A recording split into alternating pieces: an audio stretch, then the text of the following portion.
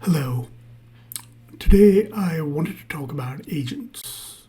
A lot of what we do here at Elephant Stripes is agents, and I want to talk about them. What to make of agents? I think agents are going to be how the majority of businesses are going to use AI in the future. This is probably not a unique viewpoint, but I wanted to explain why I think there's going to be a layer of open source intermediation between the small business or the medium business or the big business, I guess, and between models and orchestration layers provided by big tech companies, and there's a lot of those. We're big fans of OpenClaw, and I think there's a good reason why, and I just want to talk a little bit about that. What got me thinking about this was two conversations that happened relatively close together. The first is a podcast dropped by Naval, where he thought Apple was in trouble. I didn't really have a big opinion on that one way or the other when I watched the podcast, and I think you should watch the podcast too. It's at naval.code and beginning of the end of Apple's dominance, and he goes into talking about how people can build their own apps, and that means the App Store is in trouble and therefore Apple is in trouble. Cool. The other one, which I thought was interesting, was Nate Jones from Apple just positioned itself for the next $1 trillion. And you should watch this too. It's actually really, really good. I got quite a lot out of both of these, and I think you will too. Without trying to steal Nate's thunder, I liked his argument more because it's sort of grounded in numbers. His argument's pretty simple. Apple has just appointed two hardware guys to the top of the food chain. They're doing this because they understand they're behind on the AI curve, and they also understand they probably can't match the speed of new model release that the frontier labs are doing. And so they've decided to make strategic choices that mean they're running a different race, which I think makes Nate's argument is a good argument. The numbers we're talking about are basically that cloud AI providers, Anthropic, OpenAI, all of them, simply can't continue to subsidize token usage the way they have, because eventually investor money is going to want returns, and that currently it's as cheap as it is because it's being subsidized by investor money. Those are two viewpoints, and I think they're both actually quite good. My guess is to some extent they're both correct. Apple is going to have more trouble dealing with the fact that everyone can make apps very, very cheaply. And also Apple is choosing a smart play to fix this, because they probably understand it can't last forever too. So they're going to keep doing the thing they're doing. The last point I wanted to make is everyone is offering agentic frameworks.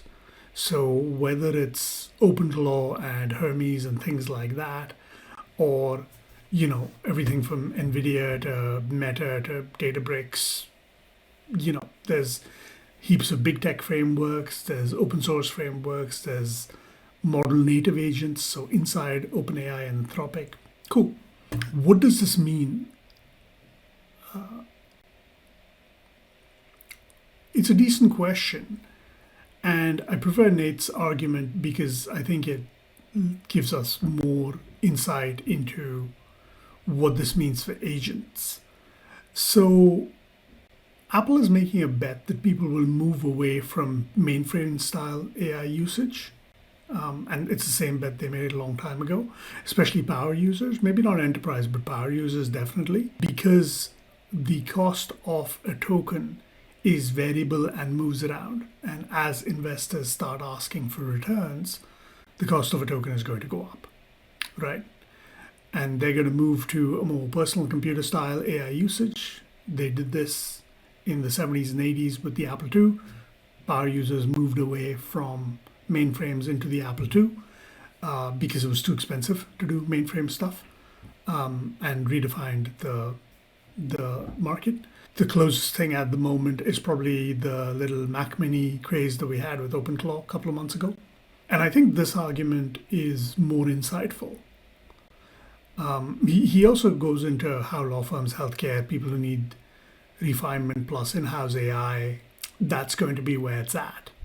Why do I think this is the case? So I saw a thing on Twitter where I think it was a Spanish entrepreneur, was possibly in the builders community or something, was having trouble because he has 60 employees and all his stuff is workflows and agents on Claude, Anthropic.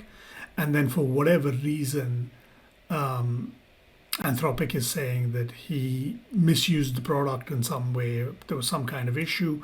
And so the account had been locked.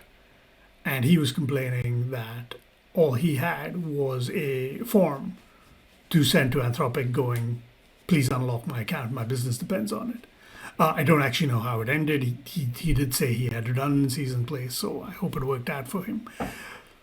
But I think that's an indication of what is going to happen. I think a lot of companies are going to look at this and go, we don't want to be at the end of some kind of adverse event by putting everything we have into one provider, right? Is there going to be so many providers that prices fall? And obviously GPUs, everyone's trying to produce more of them quickly, and therefore in theory compute gets cheaper. Sure. But I think a lot of enterprises will say what we want is in-house AI, right? And maybe that's a Chinese model, and maybe it's not as good as the frontier model, but it's ours. It sits on our servers. It sits on our bare metal, right? And it's predictable. Plus the cost of running it is essentially electricity, which we can handle. We don't have massive variable costs. I think there's going to be a whole new generation of programmers that are needed to manage this. And this is going to be a big product. And I think things like OpenClaw and Hermes and other open source agentic frameworks where you have some level of control over the short-term and long-term memory and can outsource the GPT call if needed is going to be the future. Because if you are an enterprise, you can't really afford variable costs on an AI that's servicing your clients. Like you can't. I mean, maybe you are okay with using frontier models for new projects and things like that. And you go, right now it costs this. We think it'll cost this over a couple of months. And we use that as part of our planning. That's fine. But you can't really do it for everyday usage, right? So from that perspective, I would prefer a Chinese model because it gives me a redundancy if nothing else. So I think that's how it's going to play out. I think you're going to have one UI, which is probably going to be a mix of chat and voice, right? Cool. Everyone already has a Slack or a Microsoft Teams or SharePoint or Google Chat or whatever. They have a chat, Discord, something in their companies, and all their staff are on it. Awesome. Now that all their staff are on it, their staff can also use it to talk to agents. But that agent is going to be probably something that has redundancy inbuilt. So maybe you have an agent that uses an open source layer for some parts of what it does, but then can send calls to different GPTs depending on what the requirement is. And one of those GPTs is going to be an open source GPT that someone has got off Hugging Face. Simply because if everything else fails, that works. It's on-prem. It's probably sitting in a Mac Mini somewhere, and even if it isn't, you're doing it on like a VPS, Hertzner, something like that, which is just orders of magnitude cheaper. But yeah, and then what does IT do? Now, IT spends its time going, these are different agents we have. This is how much they used. We're going to deliver new functionality to the business on a frontier model, but then we're aggressively going to try and move that into either a small model, a mini model, or an open source model.